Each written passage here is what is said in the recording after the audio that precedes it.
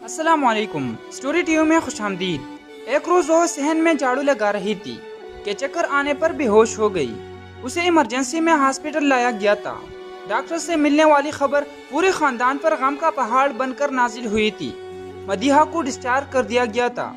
वो घर आ चुकी थी मगर उसकी दुनिया वीरान हो चुकी थी। उसका मिसकैरेज हुआ था। पूरा खानदान गम में था। वो बार बार अपनी रिपोर्ट्स देखते। उसकी रिपोर्ट्स के मुताबिक उसकी यूट्रस में फाइब्राइड यानी रसूलिया बहुत ज्यादा फैल चुके थे। अल्ट्रासाउंड के मुताबिक फाइब्राइड यानी रसूलिया का हुजम 3 सेंटीमीटर से ज्यादा था, जिसकी वजह से इन फाइब्राइड यानी रसूलियों को यूट्रस से अलहदा करना मुश्किल था। मामला पेचीदगी इख्तियार कर चुका था। डॉक्टर्स का कहना था कि उन्हें अपना यूट्रस निकलवा देना चाहिए वरना दर्द बढ़ता जाएगा। सब तो जैसे बेयकीन बैठे थे। डॉक्टर से फाइब्राइड की वजह पूछी तो इनका कहना था कि बलूगत के साथ ही बेशतर खवातीन में ये फाइब्राइड यानी रसूलिया बनने लग जाते हैं, लेकिन ये नुकसानदेह नहीं होते। सिर्फ चंद एक खवातीन को फाइब्राइड के केस में इलाज की जरूरत होती है, क्योंकि रसूलिया बड़ी होने की वजह से खून रसना शुरू हो जाता है, जिसकी वजह से बच्चे नहीं होते। इसलिए ऑपरेशन करके उन्हें रिमूव कर दिया जाता है।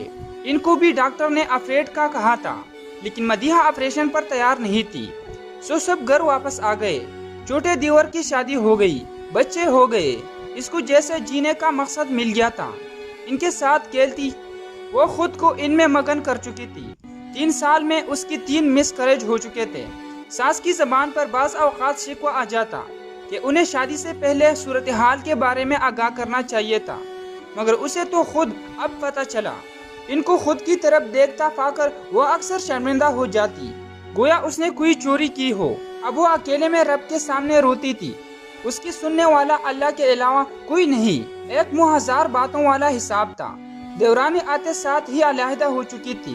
वो जो समझ रही थी घर की जिम्मेदारियां बढ़ जाएगी तो उस पर बोझ हल्का हो जाएगा, लेकिन सब उल्टा हो गया था। सास सब देखती लेकिन चुप रहती थी। वो अब बूढ़ी हो चुकी थी। उनकी सुनने वाला कोई भी नहीं था। वो अगर बेटे से कुछ कहती तो घर में लड़ाई होती, जिसकी वजह से वो सब अल्लाह पे छोड़ चुकी थी। गांव में घर खुले और बड़े होते हैं। घर का सहन ही एक कनाल पर मुश्तमिल था, जिसकी सफाई करती करती वो थक जाती। इसके अलावा घर के बाकी काम भी थे। उसके पेट में दर्द होता भी तो वो डेटों की तरह काम करती रहती, क्योंकि उसे पता था कि वो उसका घर है और उसे ही संभालना है। वो किसी को भी बात करने का मौका नहीं देना चाहिए थी। बाज दफा उसे काम करता देखकर सास की आंखों में आंसू आ जाते, मगर वो बूढ़ी क्या कर सकती थी। वक्त गुजरने के साथ साथ देवरानी के बच्चे अपनी माँ की बजाय उससे ज्यादा अटैच हो चुके थे। देवरानी के बच्चे उसके पास सोए होते तो वो उन्हें मारती, डांटी उठाकर ले जाती और मदीहा सारी रात रोती रहती। शोहर की मुलाजमत दूसरे शहर में थी। वो इस सब से बेखबर थे। एक रोज मगरिब के वक्त उसके शोहर छुट्टी पर आए थे। बीवी की तकलीफ उनसे देखी नहीं गई।